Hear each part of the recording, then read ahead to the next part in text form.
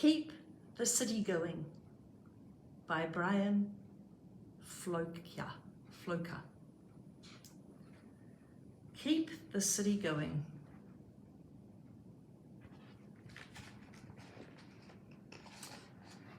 We are here at home now, watching the world through our windows and wondering what will happen next. Outside we see the city we know, but not as we've seen it before. Outside, the city is strangely still. Store doors are locked and their windows are dark, and our neighbours all stay hidden.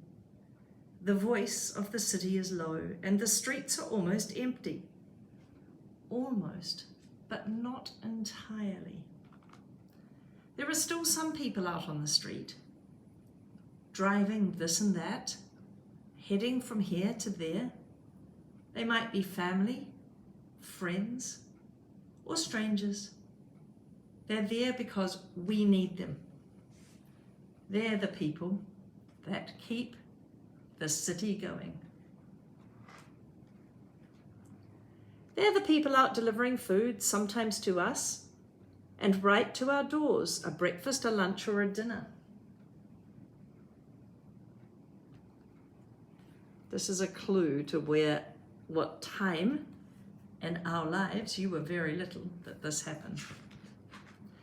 And sometimes to stores and more than one meal, enough to fill the empty shelves. I remember when the pandemic was first announced and we were sitting at school and everyone was saying, I think we're going to go into lockdown, not be allowed to leave our houses. Well, of course, you could get food and go to the doctor and things, but not just they asked you to stay home. And I was saying, no, that's never going to happen. And people were saying, teachers were saying, I think the school might close. And I was saying, no, that'll never happen. And then around the world, it slowly shut down. And I remember going to the supermarket. And of course, Singapore is an amazing country and they have lots and lots of stockpile of food. So they have it, they say that they have all the sort of bank of food somewhere.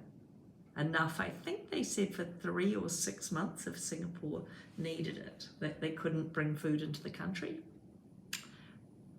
But everyone panicked, and so they went into the supermarkets and they bought loads of things. And I remember going into the supermarket and looking at the shelves and looking at the fridges and things, and they were pretty much empty.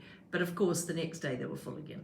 And then they were empty, then they were full, then they were empty. Singapore is a very well-run country. And sometimes to stores and more than one meal, enough to fill the empty shelves. They're the people on the buses and trains, those who kept them moving, and those who ride them too, who are heading out to keep grocery stores open, to sell to the city beans and flour and rice and soup and soap and spaghetti. It was very weird going around Singapore. You probably might be too little to remember it, but if you were going for your exercise or your walk or to the supermarket, it was pretty empty. And toilet paper too. Taxi! They're the people still driving, helping others to get home. Because doctors still had to get to work. Doctors, all the people that worked in hospitals, childcare. Yeah, if you were a doctor, then your child needed to be looked after. The fire, the police, all those people still needed to get to work. People who grew the food. They're the people keeping the city clean. Oh yeah. These people still had to go to work. You know, pretty clean. Look, imagine they had to wear a mask. They're delivering letters and packages, boxes full of things people need, but can't go out to buy. And maybe, just maybe, they're bringing that one thing we ordered that we don't really need. And we've been stuck here at home and we're bored, so we bought it. We'll try not to do that again. I don't know, I think during the pandemic it was quite good to get new toys or jigsaw puzzles. I got some huge boards and paint delivered, and I did a whole lot of art. I turned my spare room into an art studio. Because if you're only allowed to go out for exercise and just to get your food and things, because there's a virus out there, you have to find something to do, and it's good. It keeps you sane to be creative. They're out on the street and under the street and keeping water and gas and electricity flowing. They're keeping the phones and the internet working, helping us feel not so alone, helping us stay connected with streaming shows and video calls and our teachers and classes and story time too. They're the people in charge of putting out fires, and the people whose job it is to keep everyone safe. These are all the people that still have to go to work when there is an emergency or a lockdown or anything. They're the paramedics and the EMTs, taking people to the care that they need. It's the emergency transport. My friend's daughter was a paramedic, is a paramedic. So during the pandemic, she had to have masks and gloves and a white suit and everything, because the worst thing in the world would be if a paramedic got really ill and couldn't go to work. We needed paramedics when people were getting sick. One of my friends actually was a midwife, so she delivers babies. And so she had to wear all this gear, all big white like suit and things all day, and it wasn't good. Her face went all red, and they couldn't kind of mix wards, move between wards, so they had to stay in one area. It was quite a lot, so we really appreciated them. In the UK, they used to clap for the carers. I think every Thursday evening, everyone would just go out on their front steps and all clap as a solidarity for all the people that were working to keep the city safe or the country safe.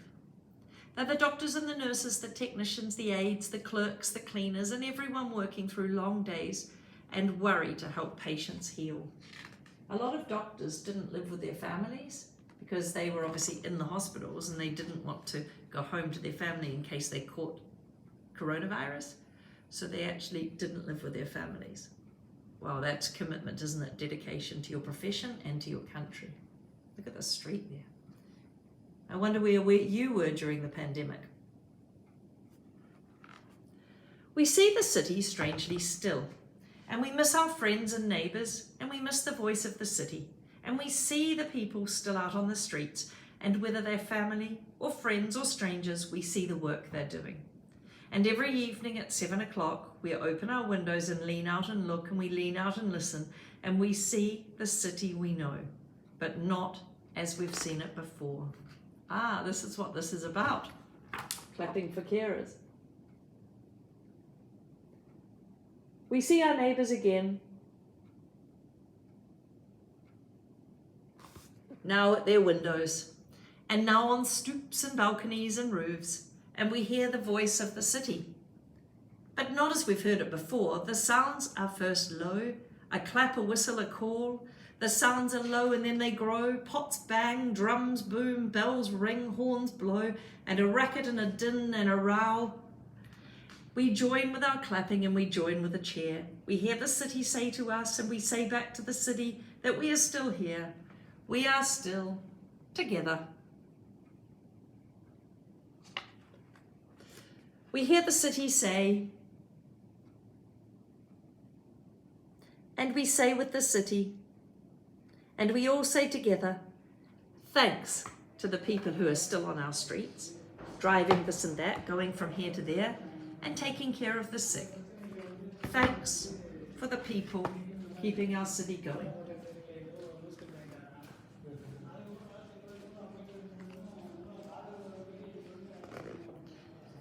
So this book, oh, there's a rainbow in the window. In some countries, people drew rainbows in the window. In New Zealand, you were asked by the government to put a teddy bear in your window so that when people went for their exercise and went for their walk, they could see a teddy bear in their window and feel like, oh, we're all in this together. We're all working together. Sometimes a tiny wee gesture for, say, an elderly person who's at home, living at home alone. Doesn't even have to be an elderly person, to be fair, but if someone's living at home alone, and then they go for a walk and they don't see anyone when they go for their walk, they could have a whole day of not actually talking to anyone. But if you see a gesture, like a teddy bear in the window, you know, put against the window so when you're going for a walk you see it, or you see a drawing of a teddy bear in the window or something, you think, oh yeah, okay, we're all in this together. Yeah, people are thinking about each other. So that was quite interesting. It's not a time that you might remember, but for adults or even probably 1 or 2 years older than you, you'd remember it really strongly, where we were asked to stay home, we weren't allowed at school, the teachers could come into school and get what they needed, but only with permission, and you could only go out for a little bit of exercise each day, you couldn't go and visit your friends, but everyone still had to work. So your parents still had to work, and yet you were at home. Yeah? It's quite a lot for everyone to deal with, and it's taken a few years for everyone's brains to settle down and their minds to realize, okay, that time is over, and also to trust that if anything like that happens again, we're all in this together. We've got really good governments, we've got really good healthcare systems, and we are okay. Yeah. Anyway, I just thought that was a nice book that I would read to the class, and I thought it was also quite beautiful pictures.